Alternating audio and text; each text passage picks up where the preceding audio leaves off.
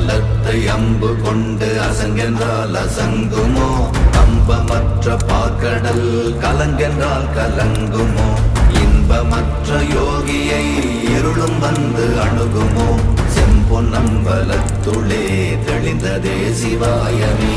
ஓம் நமச்சிவாய ஓம் ஓம் நமச்சிவாய ஓம் நமச்சிவாய ஓம் ஓம் நமச்சிவாய ஓம் நமச்சிவாய ஓம் ஓம் நமச்சிவாய ஓம் நமச்சிவாய ஓம் ஓம் நமச்சிவாய.